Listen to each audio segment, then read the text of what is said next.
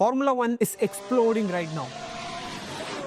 In 2024, F1 broke every record. More than 6.5 million people attended the live event across 24 races. TV viewership hit 1.5 billion people worldwide, and social media following went from 8.7 million in 2018 to more than 107 million people in 2025. Race tickets sell out months in advance, and premium tickets are being sold for around 8 lakh rupees. There's series and movies being made about the sport. All this happened in just last 6 to 7 years. F1 was like a club only for the ultra-rich people. In 2018, something changed. F1 transformed from niche motorsport to a global entertainment. So, what triggered this explosive growth?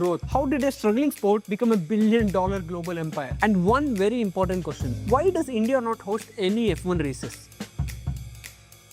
This video was made possible by Levin, the investment app. Formula One is the costliest sport in the world. One of these cars can cost you up to $20 million and can hit a speed of 350 km per hour. There are 10 teams like Mercedes, Red Bull Racing, Ferrari, and others you can see here on the screen. And each team has 2 drivers. So 20 drivers total compete for the World Championship. The Formula One season runs from March to December with 24 races each year. Each race is called a Grand Prix, and every race weekend lasts 3 days. Friday for practice, Saturday for qualifying, and Sunday for the main race. There are 2 kinds of championships: the Drivers' Championship and the Constructors' Championship, for the team that builds the best machine. And points are awarded only to the top 10 positions in the race. This is the whole structure of F1. Formula One is a little different from other sports. For example, in the IPL, the BCCI runs everything, but Formula One has 2 bodies: the FIA, which creates rules and makes sure they are followed, and the Formula One Group, who controls the business side of things. The money machine.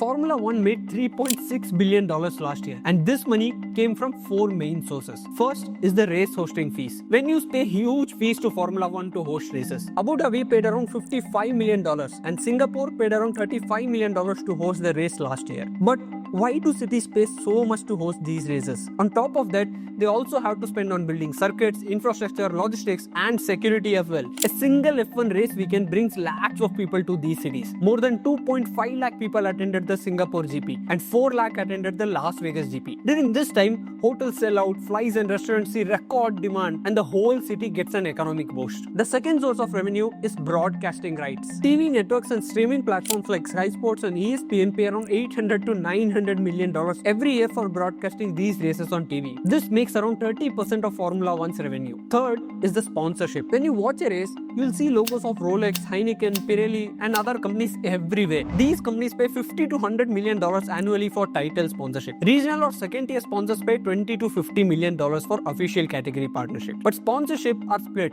Some go directly to Formula One, and others go to the individual teams. Logos on cars or driver suits and helmets are usually team days, not F1's. And finally, hospitality. F1 sells premium hospitality packages like the Paddock Club access for $5,000 to $15,000 per person per race. Corporate hospitality packages are even higher. The VIP experience, team garage tours, and exclusive events make $200 to $300 million every year. But F1 doesn't keep all this revenue. They distribute it. 30 to 35% of the total revenue goes to the owner, Liberty Media, and the remaining is distributed among 10 teams. And of course, it's not an equal split. The champion teams and older teams get paid more as heritage bonus. So top teams like Red Bull, Ferrari, and Mercedes get more, and smaller teams like Haas and Williams get less money. This business model looks good and is making a lot of money. But a few years back, this wasn't working well, and F1 was struggling badly.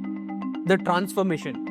Before 2017, F1 didn't seem that interesting. The viewership was declining, and young people didn't take any interest in the sports. Big teams like Mercedes won all the races, and there was no excitement at all. Everything was controlled by one man, Bernie Ecclestone. The Bernie era was very old school, run by some selective old executives with zero interest in fans or social media. But in 2017, everything changed. A US media company, Liberty Media, bought Formula One Group for $8 billion. Liberty understood the modern entertainment industry and changed the sport completely. They took a digital-first approach and created F1 TV, a direct streaming platform where everyone can watch races, access archives, and view onboards directly. This was way better than traditional TV and gave in-depth analysis of the races. Second, Liberty introduced a budget caps on team. Now every team could spend only $145 million on car development. This leveled up the playing field, and now smaller teams could also compete. The turning point came when the documentary series Netflix Drive to Survive was launched. This show wasn't about racing. It was about drama, driver personalities, conflict, and stories. Drive to Survive followed teams and drivers throughout the whole season. They placed cameras everywhere, in the garages, team meetings, and even drivers' personal lives, capturing raw drama. People who never watched the race got hooked to the show, and show ranked in top 10 globally. Female F1 fans increased to 40% since Drive to Survive launched. This worked. F1's Instagram grew from 5 million followers to 37 million. YouTube went from 2 million to 13 million, and TikTok engagement was skyrocketing. In the US alone, reports show that 34% of viewers who watched Drive to Survive became F1 fans. For the first time, F1 wasn't just an elite niche sport, it had become a global entertainment brand. Formula One's earning nearly doubled during this time, from $1.8 billion to more than $3 billion. F1 exploded globally, but one major market was left behind: India's F1 failure. India hosted F1 at the Buddh International Circuit from 2011 to 2013. But then F1 left and never returned. What went wrong? GP Group built the Buddh International Circuit in Greater Noida. The project cost more than 2,000 crores. The track matched the global standards, and India hosted its first F1 in 2011. 95,000 people attended and Sebastian Vettel won. The event seemed successful, but the second year, the live attendance dropped to 65,000 and 60,000 in the next year. After this, the circuit contract was not renewed because hosting these events cost between 500 to 1,000 crore rupees, and unlike other nations, Indian government support was very less. Keeping the circuit FIS certified requires continuous investment, track resurfacing, safety updates, facility maintenance. These costs never stop. The biggest issue was taxation. F1 was classified under entertainment instead of sport. That meant organizers had to pay 40% entertainment tax on ticket sales. And since the government never gave F1 official sport recognition, they got no subsidies, tax exemption, or state support. Compare this to other countries. Singapore's government fully backed their GP. Abu Dhabi's government funded their race directly. Monaco's government prioritized F1 completely. Indian government saw F1 as someone else's problem. Maybe